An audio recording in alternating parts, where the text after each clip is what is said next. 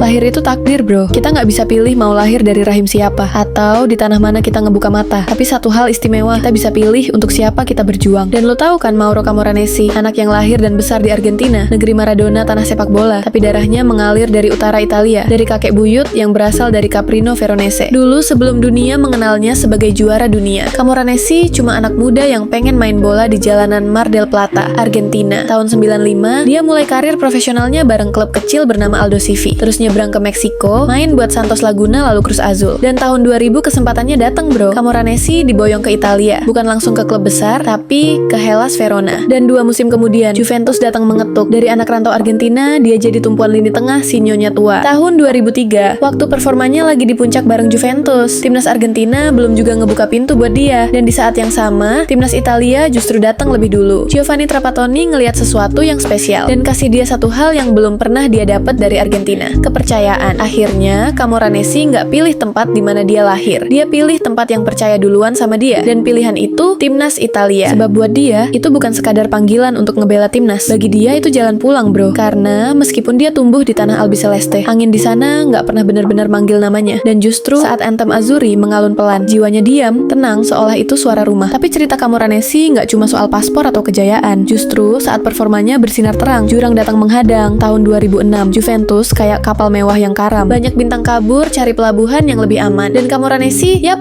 dia milih stay di Juventus. Dia nggak pergi karena dia nggak cuma main buat klub, dia berjuang buat kehormatan, buat keluarga, buat rasa memiliki yang nggak bisa dibeli. Dan di tahun yang sama, ketika dunia melihat Juventus jatuh, dunia juga melihat Camoranesi angkat trofi Piala Dunia. Ironi? Mungkin, tapi lebih tepatnya ini satu bentuk keadilan semesta buat orang yang nggak lari dari kesetiaan. Dia emang nggak lahir di Italia, tapi kisahnya dilukis di kanvas biru putih Azzurri. Setiap sapuan langkahnya bikin sejarah, dan loyalitasnya masterpiece Italia. Dia buktiin identitas itu bukan cuma soal tempat lo lahir, tapi tentang di mana lokasi seluruh hati.